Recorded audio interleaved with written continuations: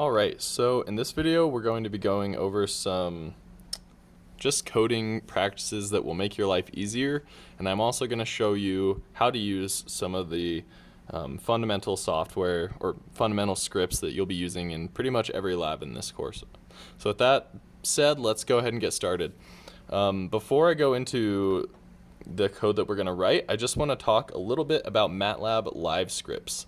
So here, this is a MATLAB live script. As you can see, it's probably a little bit different than a normal script. I'll open up a normal script. You can see a normal script is literally just a bunch of lines of code, and it will create separate figure windows whenever you run the script.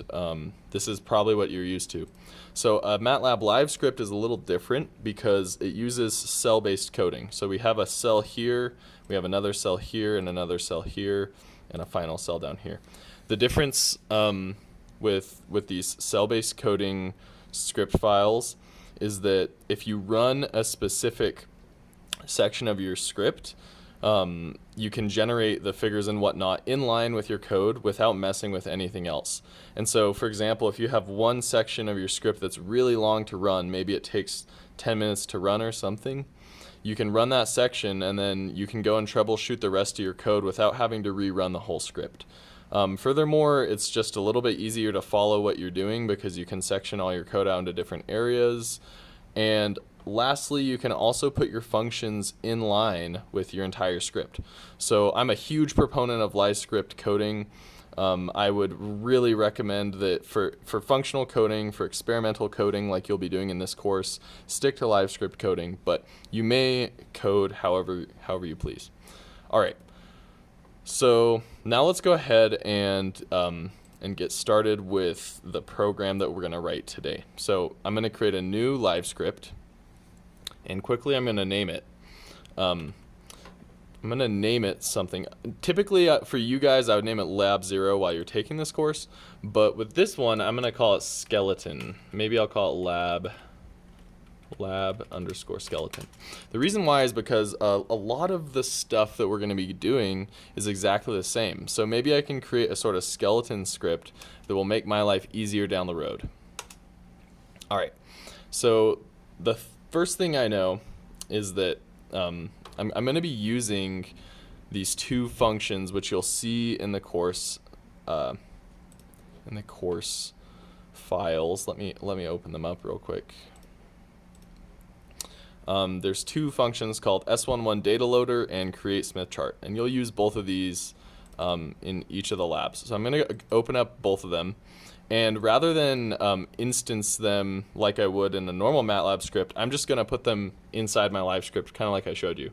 And if you don't have any code in your live script, you have to do this additional step where you add some code here, and then you can paste all your functions in the very bottom cell down here, and that's the only way that you can get functions to work in a live script.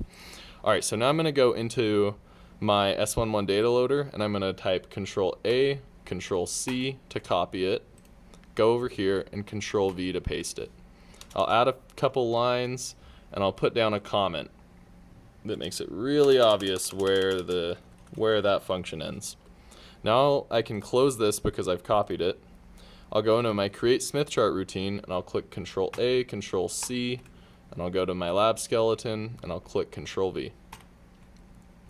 So now I've got both of my functions living inside my live script.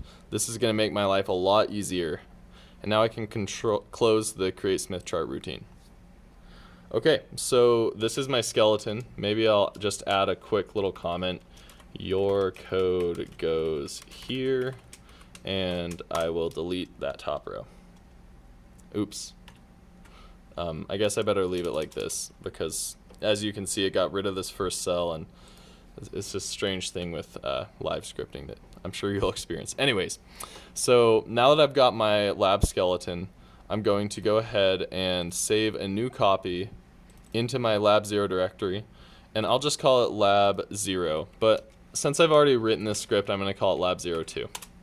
Okay. So this is essentially where all my lab code is going to go. And basically what we want to do is just load our data into this directory. Okay, So how do we do that? First off, I'm going to refer to some of the previous code I wrote because it's a little bit easier. But we're going to want to use this function to load our data. So I'll copy that and I'll paste it in here. All right. Now I see that this function takes in a file path argument.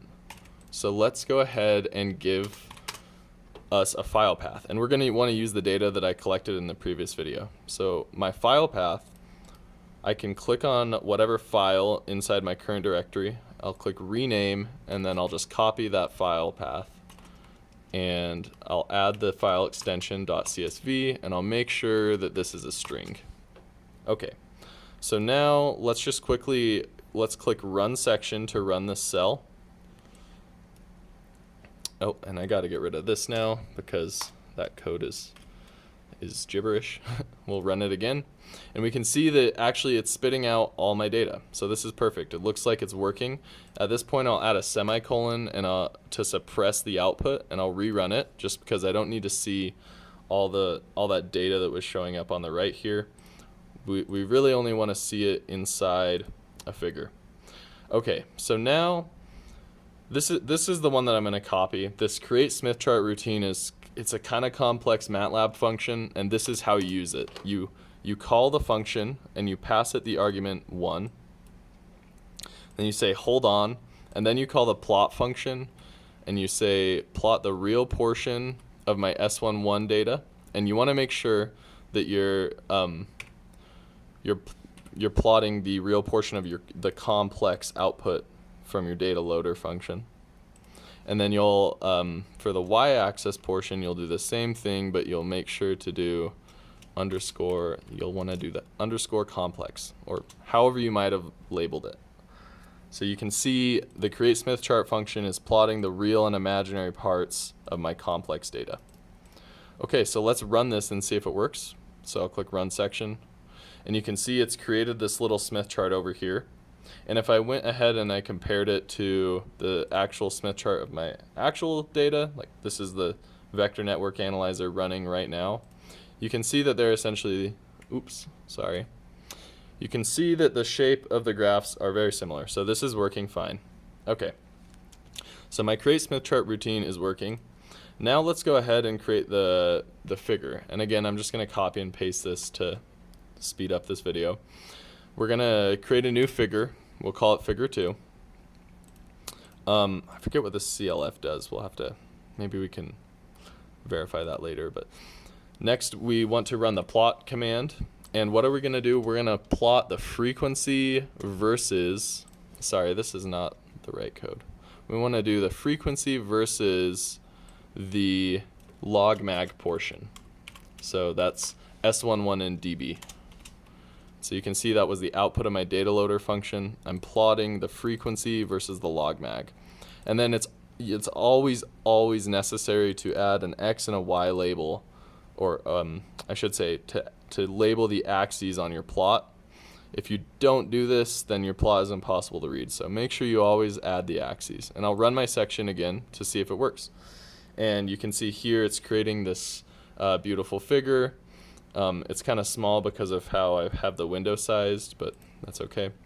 Let's compare that to the real data. We see that they're basically identical, so it looks like it's working. All right, so that's essentially all you need to know how to use this data loader function and how to get your Smith chart and your log mag. Let's go ahead, and I'm also just going to show you that if instead of loading the Smith chart data, here's what I'll do, actually. I'm going to copy this whole cell, and then I'm going to hit Control-Enter to add a new cell below, and I'll paste my code. So these cells are identical.